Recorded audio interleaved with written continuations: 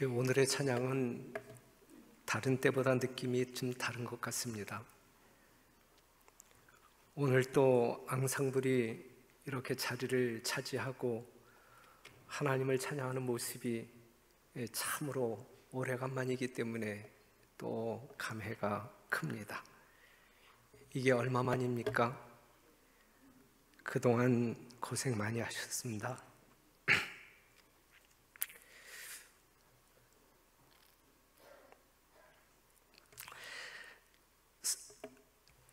이한 시기를 기다리면서 상당히 설레었고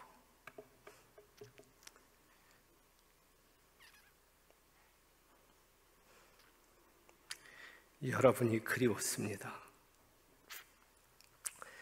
현수막에 있는 것처럼 세상은 위드 코로나, 하지만 우리는 위드 예수님. 임마누엘 예수님은 세상 끝날까지 우리와 함께 하시겠다 약속하셨습니다.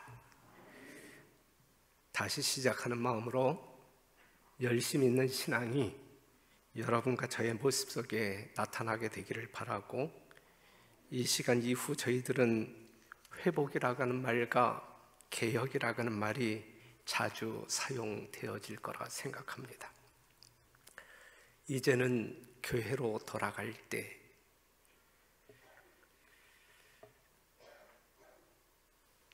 열왕기하 20장 16절에 있는 말씀을 보면 이사야가 히스기야에게 이르되 여호와의 말씀을 들으소서. 여호와의 말씀입니다. 여호와의 말씀이 날이 이르리니 무릇 왕궁의 모든 것과 왕의 열조가 오늘까지 쌓아두었던 것을 바벨론으로 옮긴 바 되고 하나도 남지 아니할 것이요, 또 왕의 몸에서 난 아들 중에서 사로잡혀 바벨론 왕궁의 환관이 되리라 하셨나이다. 상당히 아주 슬픈 그러한 어떤 운명에 대한 선고를 하나님께로부터 듣습니다. 이러한 형벌의 선고를 들을 수밖에 없었던 그 배경의 이야기는 여러분들이 잘 아시잖아요. 히스기야가 죽을 병에 걸렸어요. 하지만 그는 죽고 싶지 않았고 하나님께 울부짖으며 살려달라고 기도합니다. 하나님께서 응답하시죠. 15년 그의 생명을 연장시켜 줍니다.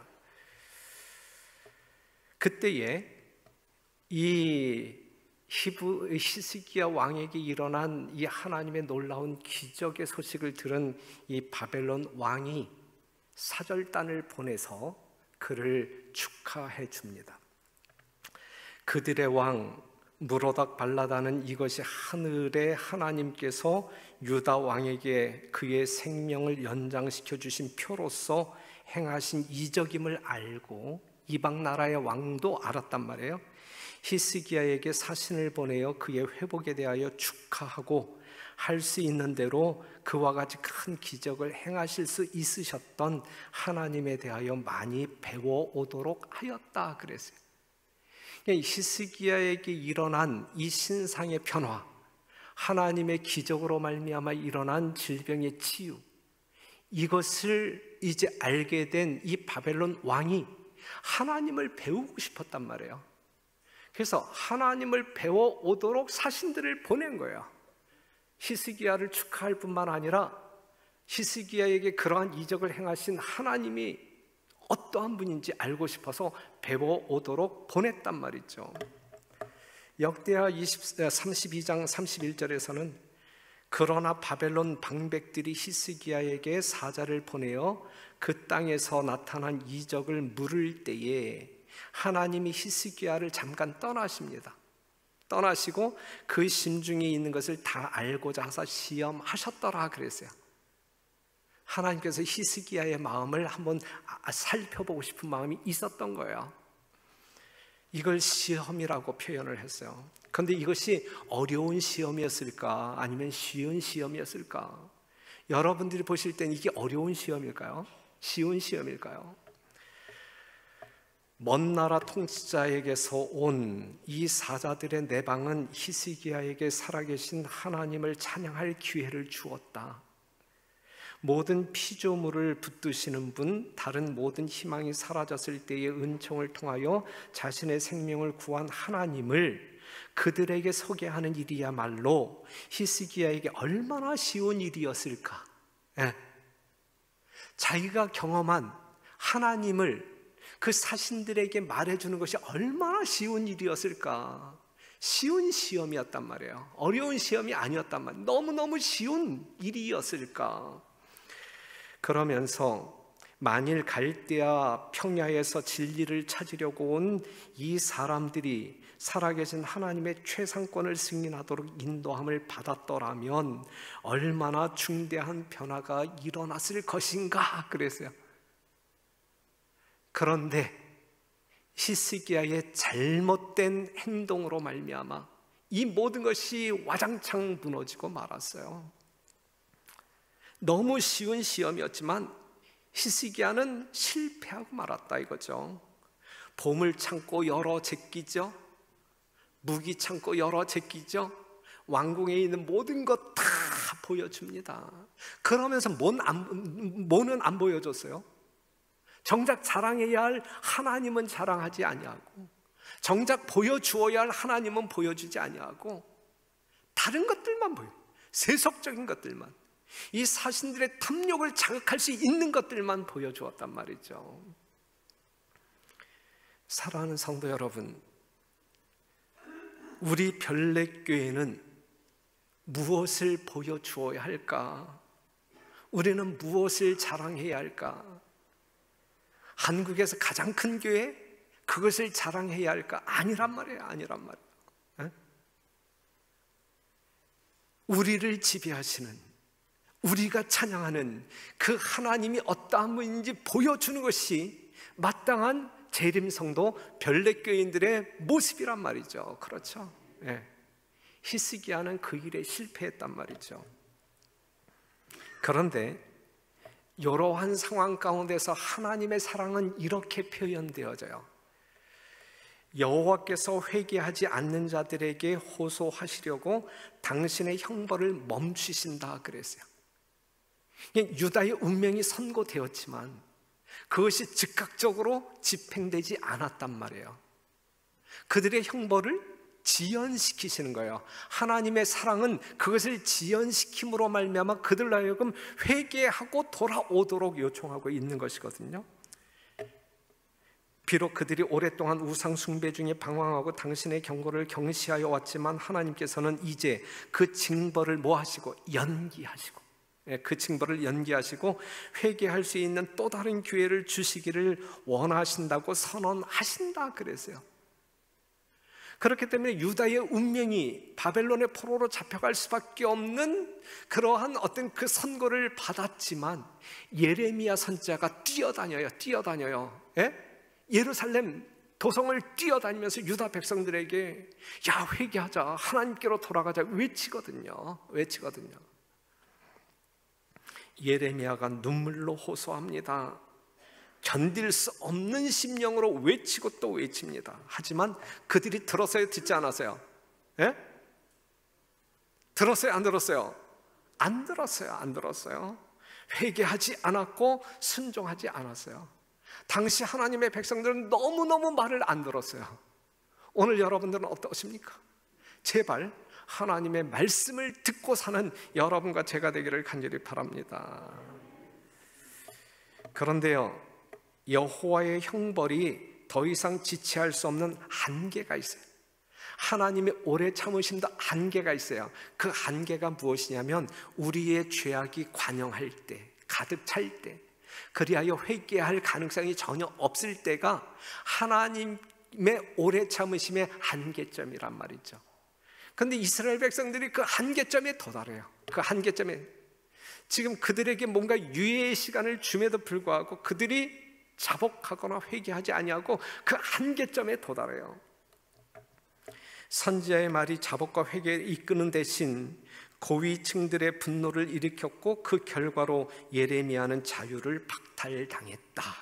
듣지 않아요.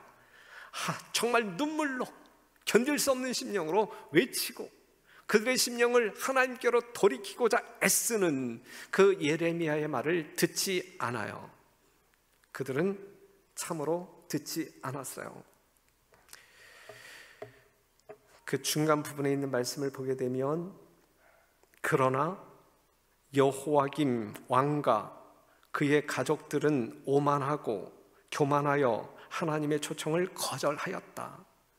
마지막 순간까지 거절하였다. 그들은 경고를 듣고 회개하려고 하지 아니하였다. 그들에게 제공된 은혜의 기회는 거룩한 두루마기를 타는 때에 끝났다. 하나님의 말씀을 이제 이 화로에 태우는 그 순간 하나님의 은혜를 마지막으로 최종적으로 거절하잖아요. 그리하여 결국 그들이 하나님이 선고한 대로 이 바벨론의 포로로 참혹하게 끌려갑니다. 참으로 말을 듣지 않는 족속들이었어요. 여러분, 제발 우리는 하나님의 말씀을 청종하시기를 바랍니다. 하나님 가라사대 앞에서 변명하지 말고 순종하시는 진정 하늘 변경에 다다른 재림 성도의 삶을 살게 되기를 간절히 바랍니다. 그래서 그 백성들이 이제 예루살렘에서 바벨론으로 옮겨지게 됩니다.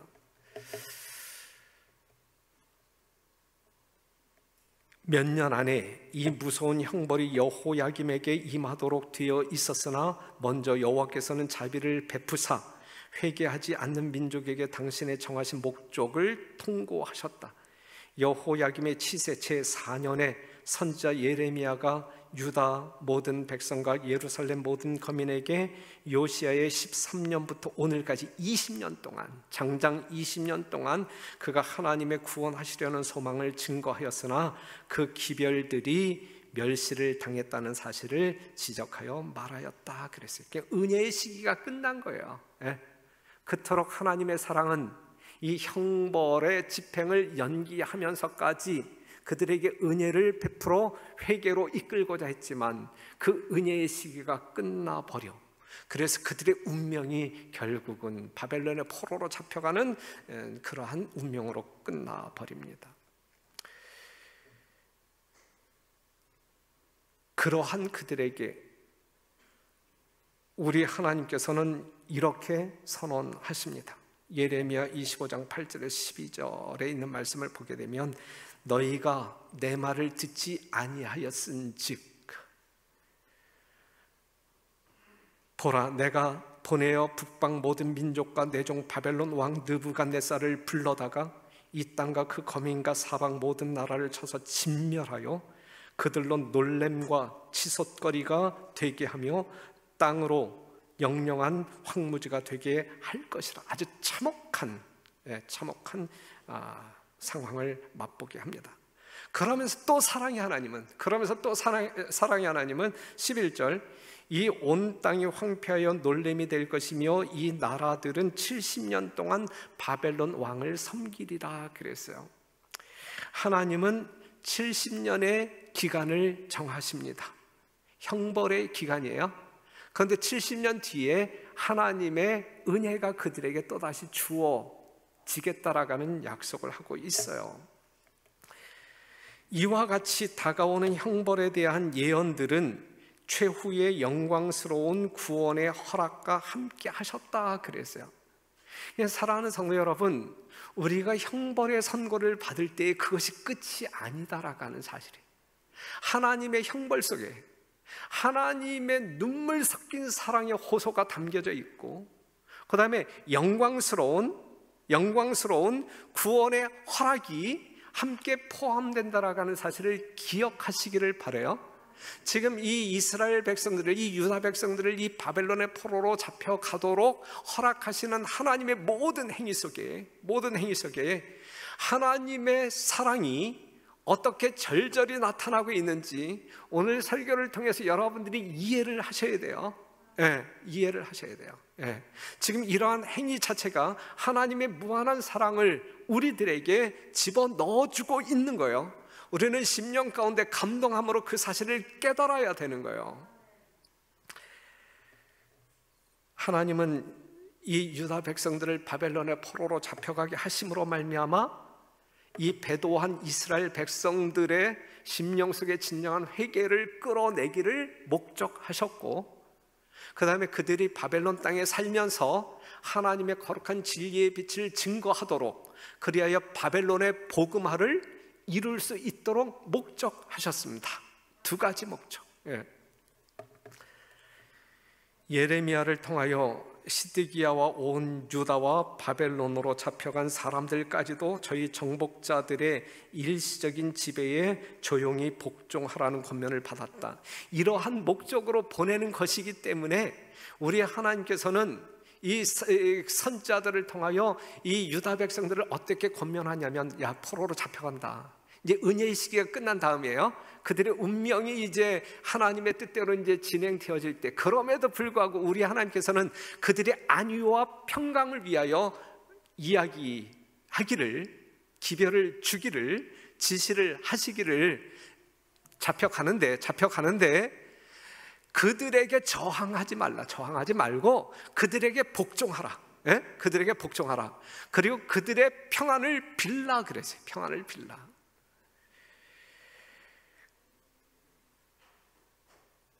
그런데 이것이 인간적인 이치와는 맞지가 않는 이야기예요.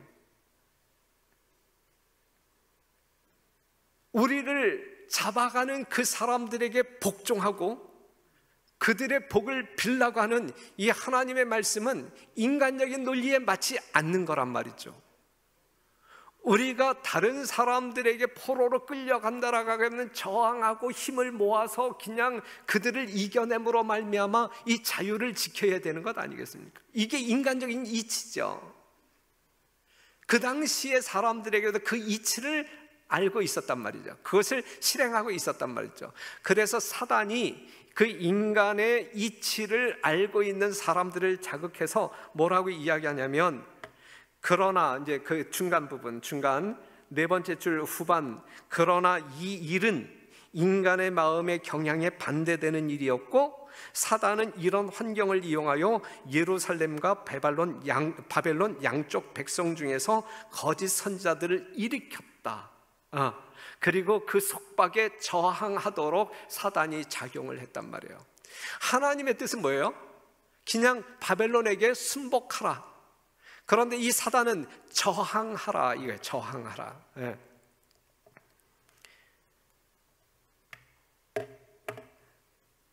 우리는 간혹 신앙생활을 할 때에 하나님의 요구가 인간의 논리와 이치에 안 맞는 경우를 맞이할 수 있어요.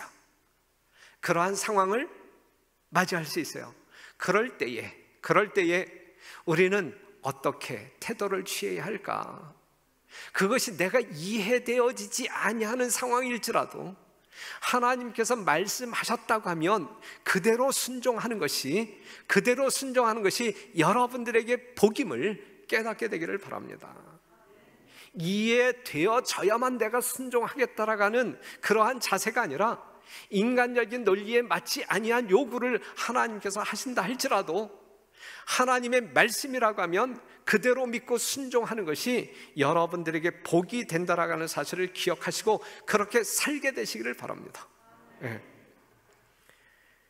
예레미야 29장 5절에서 7절에 있는 말씀, 이제 이 유다 백성들이 거짓 선지자의 말을 듣고 정말 이 바벨론으로 끌려가지 아니하려고 막 저항 운동을 벌일 때에 예레미야 선지자, 참 선지자는, 야, 제발 그러지 말고, 저항하지 말고 그냥 쫓아가. 그리고 그냥 복종해. 그리고 그들을 위하여 기도해. 이렇게 권면하고 있는 것이거든요. 이거를 강조하기 위해서 예레미야는 이렇게 이야기하고 있어요. 너희는 집을 짓고 거기 거하며 전원을 만들고 그 열매를 먹으라. 아내를 취하여 자녀를 생산하며 너희 아들로 아내를 취하며 대를 이어 이제 너희 딸로 남편을 맞아 그들로 자녀를 생산케 하여 너희로 거기서 번성하고 쇠잔하지 않게 하라. 너희는 내가 사로잡혀 가게 한 그 성읍에 평안하기를 힘쓰고 위하여 여호와께 기도하라. 이는 그 성이 편안함을 너희도 평안할 것임이니라. 그들의 평안함으로 너희도 평안할 것임이니라 그랬어요. 이렇게 사는 것이 친박파가 아니란 말이에요. 친일파가 아니란 말이에요. 반역자가 아니란 말이에요. 하나님의 뜻은 이렇게 살란 이야기예요.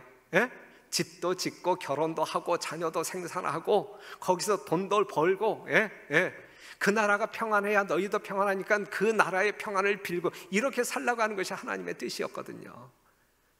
그런데 거짓 선자는 이게 무슨 말이냐, 이게 말이 되냐, 이게 말이 되냐, 이게 매국이지 이게 말이 되냐, 이게 이렇게 이야기를 하는 거예요. 그러니까 그들을 위한 하나님의 뜻임에도 불구하고 그들은 또 순종하지 않아요.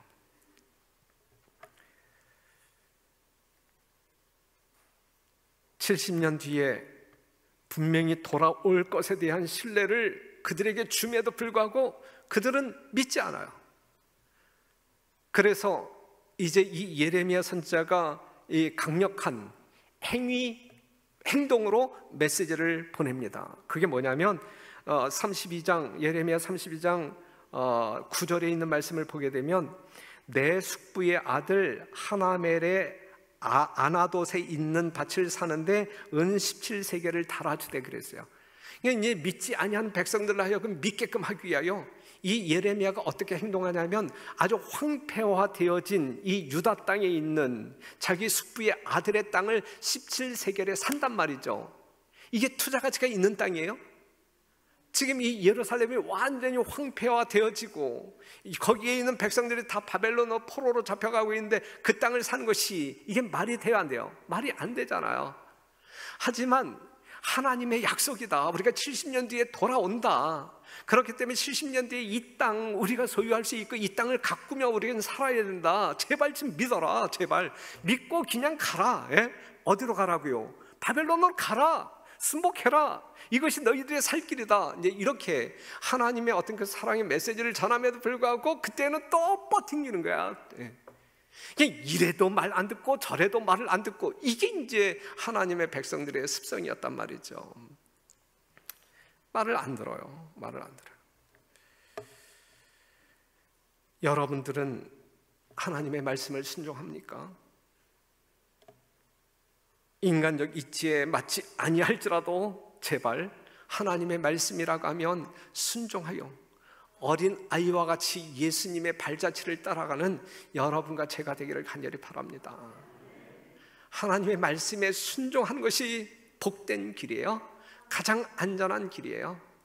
제발 여러분들의 생각과 맞지 아니한 하나님의 말씀을 여러분들이 경험한다 할지라도 여러분들의 생각 버리고 미련 없이 버리고 하나님의 뜻을 선택하는 여러분들이 되시기를 간절히 바랍니다. 그러다가 이제 70년이 이제 지나잖아요. 이제 하나님께서 예언하신 정한 70년의 기간이 끝나서 이제 이스라엘 백성들이 이제 예루살렘으로 이제 돌아올 때가 되었어요.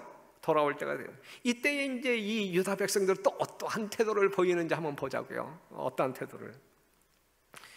그 에스라 1장 1절에서 4절 오늘 여러분들이 교독하신 말씀 하나님께서 이미 100여 년 전에 예비하신 이 고레스 왕을 바사 왕 고레스 왕을 통하여 한 조서를 내리는데 명령을 내리는데 이 바사 땅에 살고 있는 유대 백성들에게 이제 야 다 돌아가 얼마나 가고 싶었냐? 얼마나 가고 싶었냐? 너희 고국으로 돌아가 예루살렘으로 돌아가서 너희가 섬겼던 예루살렘 성전 재건하고 하나님을 마음껏 섬겨 이러한 조서를 내리거든요. 얼마나 놀라운 해방의 날이에요. 그렇죠? 굉장한 날이잖아요.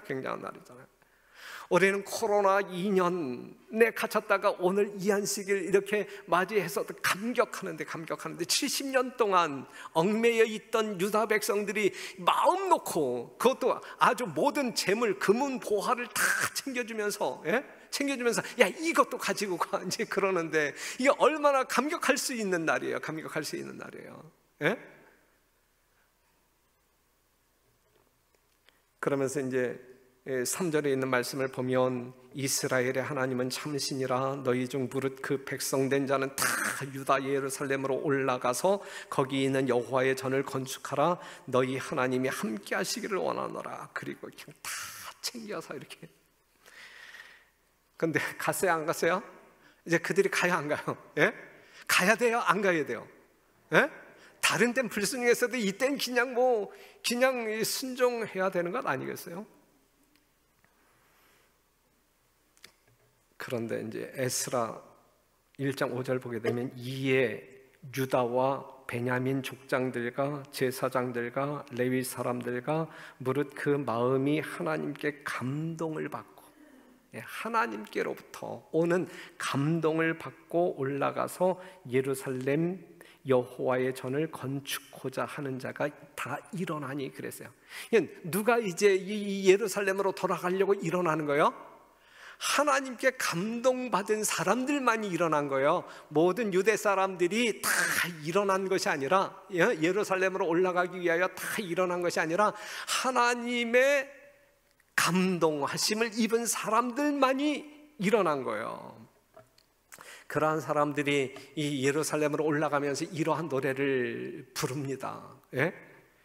여호와께서 시온의 포로를 돌리실 때에 우리가 꿈꾸는 것 같았도다. 얼마나 큰 감동이에요?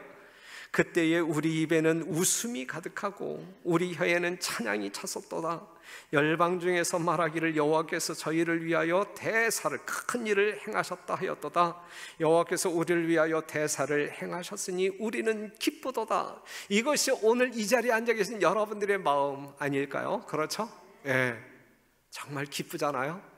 오늘 등단하기 전에 사회장로님이 야 자유가 이렇게 좋은지 예전에 미처 몰랐어요 이렇게 이야기하시더라고요. 여러분들의 어떤 그 즐거워하는 모습을 보면서 감동을 받았던 것 같아요. 여호와께서 시온의 포로를 돌리실 때 우리가 꿈꾸는 것 같았도다. 그냥 구름 위에 떠 있는 것 같았더라, 이 말씀이잖아요.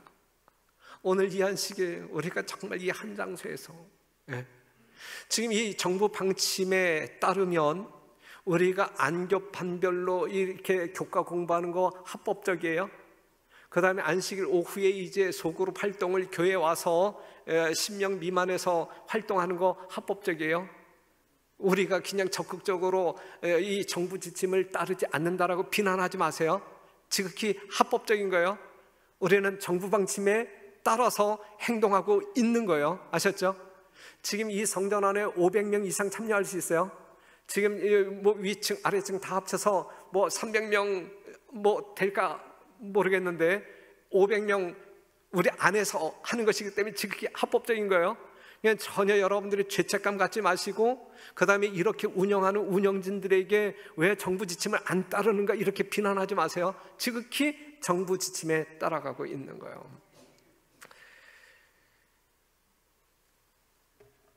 그런데 즐거운 회복의 날에 나누어진 이스라엘 지파들은 한 백성으로 다시 연합하여야 하였다.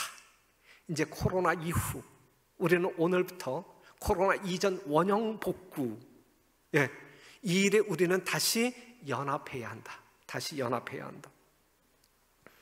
그런데 하나님의 감동으로 예루살렘에 올라가요 정말 마음을 합하여 성전을 재건하고자 예배를 회복하고자 하는 사람들이 몇 명이었을까?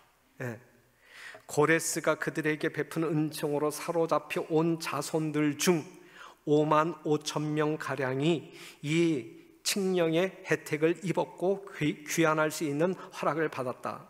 그러나 메대 바사의 각도에 분산된 무수한 사람들과 비교할 때에 이들은 다만 남은 자손에 불과하였다. 그랬어요.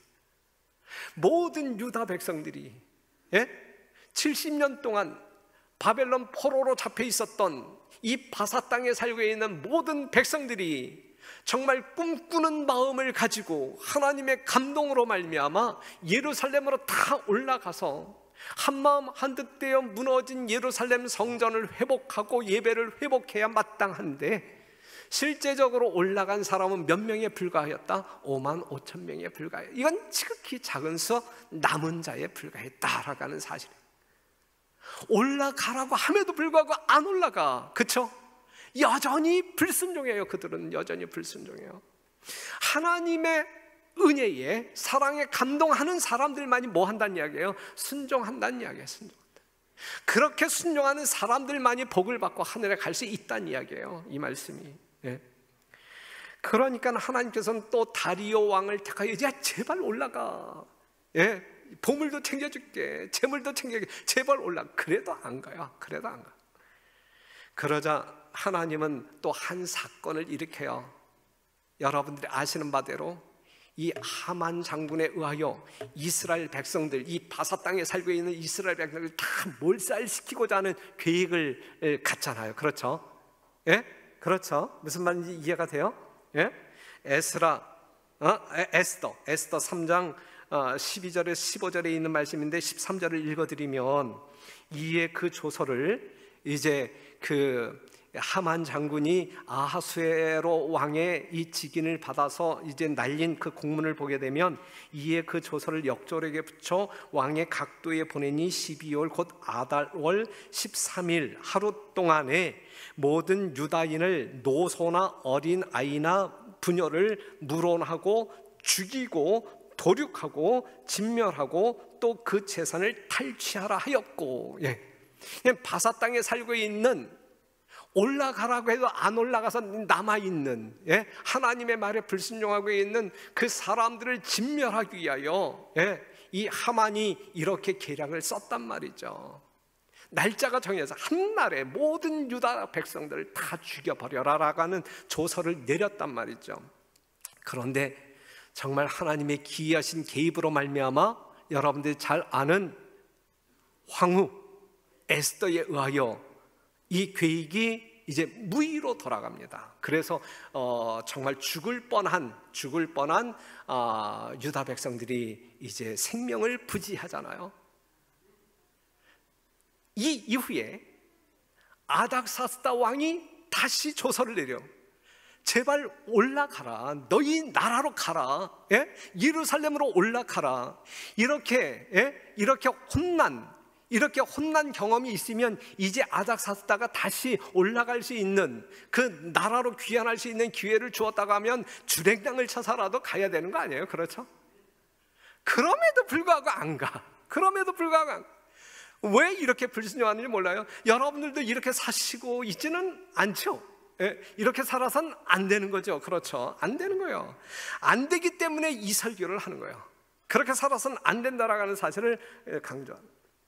그래서 이제 아닥사스다 왕 때에 이제 그 조서가 내렸는데, 이때 당시 이제 에스라 선지자가 이제 활동하고 있었어요. 에스라 선지자가, 그는 나름 기대를 했어요. 이렇게 이제 이 하만 때문에 혼도 났고, 그 다음에 이제 아닥사스다 왕이 또 이렇게 자비를 베풀어서 이제 이렇게 돌아갈 수 있는 그 기회를 주었으니까 이때는 이제 모든 사람들이 다 진보다리 싸들고 올라가겠지, 이제 이런 기대가 있었단 말이에요. 그런데 실망했어요. 에스라는 다수가 예루살렘으로 돌아가리라고 기대하였으나 부름에 응한 수는 실망할 만큼 적었다. 집과 토지를 얻은 많은 사람들은 이 재산을 희생할 마음이 없었다. 그들은 안위를 사랑하며 남아있는 것을 아주 만족히 여겼다. 그랬어요. 올라갔어요? 안 올라갔어요? 선지자의 마음을 너무너무 실망시켰어요. 그들이 올라가지 않은 이유가 뭐예요? 70년 동안 이제 길들여졌어요. 그렇죠? 예? 뭐 안주할 수 있을 만큼 안일감을 찾았단 말이죠. 우리가 비대면 예배, 집에서 예배 드릴 때 많이 편해졌죠? 예. 지금 나라가, 이 국가 통치자들이 야 이제 교회 가도 돼, 그렇게 지금 선언하고 있잖아요. 그렇죠? 그런데 너무 편하니까 난 그냥 오늘 그냥 집에서 예배 드릴래, 이렇게 생각하시는 분 있어요? 정죄하는 거 아니에요? 정죄하는 거 아니에요? 정죄하는 거 아니고 혹시나 우리가 또 그렇게 되면 안 될 것 같아서 말씀을 드리는 거예요. 특별히 이때에 레위 자손들, 제사장들이 없었어요. 정말 모든 백성들의 본이 되어야 할 이 종교 지도자들이 더더욱 예루살렘에 가지 않았어요. 바벨론에 있는 동안에 그들은 상당한 특혜를 누렸거든요. 그 특혜가 너무 좋아서 그들은 예루살렘으로 올라갈 생각을 안 하고 있는 거예요. 오늘날 목사, 장로, 집사들이 말이죠, 이 백성들의 모본이 되어 앞장서야 할 그들이 다 뒤로 빠지고 가지 않는 거예요. 이러한 일이 이 마지막 시대에 이 재림교회에서 일어나서는 결코 안 될 사건입니다. 자, 한번 생각해 봅시다. 이제 코로나 팬데믹으로 인하여 이 교회가 폐쇄되었을 때에 여러분들의 마음은 기뻤습니까? 아니면 울적했습니까? 상당히 우울했잖아요. 그렇죠? 야, 이게 종교 탄압 아니냐 이러면서 아우성들을 쳤잖아요. 교회가 폐쇄된 지 몇 안식일이 지났을 때 여러분들이 정말 이 몸에 정말 몸둘 바를 모르고 몰래 교회에 와서 정말 어떤 그 진행자들만 참여할 수 있는 그 예배 장소에 여러분들이 오시기도 했잖아요. 그런데 이제 위드 코로나 발표됐고 이제는 교회로 돌아가도 된다라고 하는 선언이 있어요. 지금 이 시점에 여러분들의 마음은 어떠하십니까? 여러분들의 마음, 안일과 안주 속에 지금 이렇게 회복되어진 이 예배의 모든 절차가 길고 지루하고 정말 불편하고 그러십니까? 코로나의 위험이 없어진 거 아니에요? 여전히 여러분들이 교회에 오시면 코로나에 걸릴 수 있어요. 그렇기 때문에 이렇게 제가 당부드릴게요. 확진자와 접촉한 사람들은 자발적으로 자기를 성별하여 격리하여 안식일날 주예전에 나오지 않게 되기를 바라고, 그것이 해제되었을 때에는 즉각적으로 뛰어오시기를 바라요.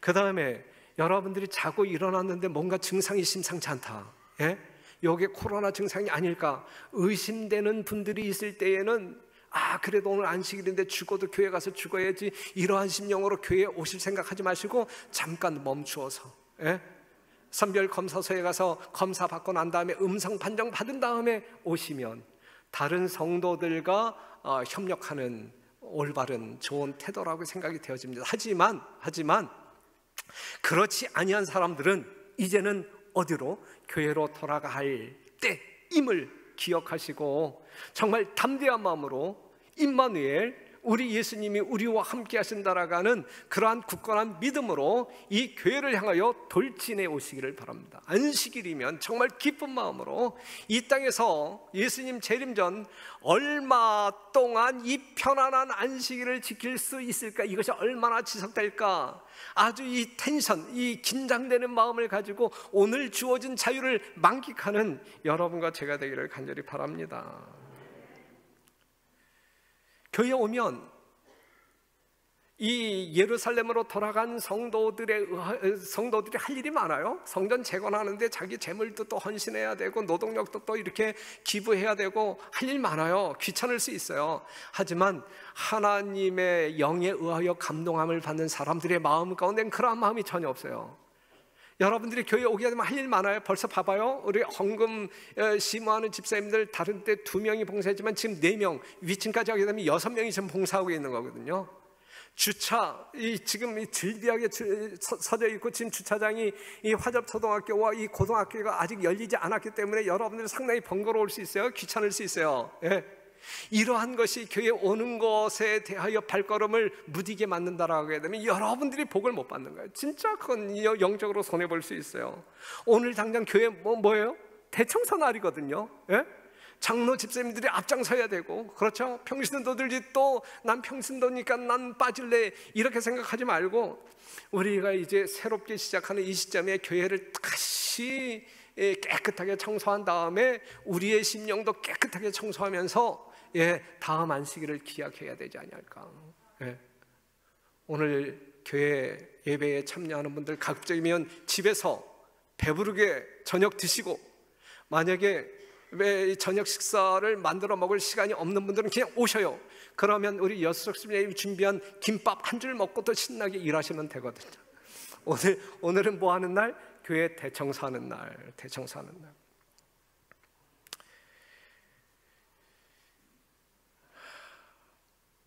이제 일상으로 돌아갈 뿐만 아니라 무엇보다도 예배를 회복하며 예수님의 재림을 준비해야 합니다. 어느 누구도 상대의 형편을 이해하지 못하는 가운데 정죄해서는 안 돼요. 여러분들 오늘 교회 왔어요? 오늘 집에서 이 비대면으로 영상을 통하여 이 예배에 참여하는 사람들 있어요? 왜 올만한 사람이 안 왔을까? 여러분들 이 삐뚤어진 마음으로 그들에게 이상한 눈짓을 주어서는 결코 안 돼요. 그 다음에 집에서 예배 드리는 분들도 결코 여기에 대하여 어떤 그 이상한 생각해서는 안 돼요. 다 우리는 의견들을 존중해야 돼요. 모든 사람들의 의견을 상당히 존중해야 돼요. 하나님께서는 그 마음을 받으시기 때문에 그래요. 어느 누구도 정죄받아서는 안 돼요. 아셨죠? 제가 지금 이제는 교회에 돌아갈 때라고 하는 제목으로 이 교회에 출석하기를 종용하지만, 강조하지만 어느 누구도 정죄받을 대상에 놓여 있지 않다라고 하는 사실을 오해 없이 분명하게 이해하시기를 바랍니다. 여하튼 오늘 설교 말씀의 키워드는 순종입니다. 순종. 말 안 듣는 유다 백성들을 말 듣게 하려고 하나님께서는 수룹바벨, 여호수아, 다니엘, 스가랴, 학개, 예레미야, 느헤미야, 에스라 등 많은 선지자들을 다 동원해서 아주 굵직한 선지자들, 유명한 선지자들을 동원해서 그렇게 애원했건만, 예루살렘에서 바벨론으로 갈 때도 애원하고 바벨론에서 예루살렘으로 돌아올 때도 애원했건만 그들은 불순종했단 말이죠. 하지만 축복은 순종의 조건으로 약속됩니다. 순종하지 아니하는 사람들에게 하나님의 축복이 임하지 않습니다. 참된 번영은 하나님과의 언약 관계를 계속하는 데 달려있다. 하나님과의 언약을 계속 지킬 때 우리는 번영을 경험할 수 있다라고 하는 사실이죠. 수룹바벨과 에스라와 느헤미야의 지도하에 돌아온 방랑자들이 수행한 복구 사업과 개혁 사업은 이 세상 역사의 마지막 시대, 바로 지금 우리 이 시대에 이루어져야 할 영적 회복 사업을 묘사한다 그래서요. 우리는 영적 회복 사업에 참여할 뿐만 아니라 이 일을 주도해야 할, 선도해야 할 사명이 있는 사람들임을 직시하시고 이 일에 하나님께 충성을 다하는 여러분과 제가 되기를 간절히 바라면서 말씀을 마치겠습니다. 기도하겠습니다. 하늘에 계신 아버지, 함께하여 주심을 인하여 감사드리고 오늘 주의 성전에 모여 모든 백성들이 한마음으로 하나님을 예배하게 하여 주심을 인하여 감사합니다. 오늘 들려주신 하나님의 거룩한 말씀 우리의 심령에 새기게 하시고 우리의 생활에 순종의 열매가 열리게 하여 주옵소서. 우리 구주 예수님의 이름으로 간절히 기도합니다. 아멘.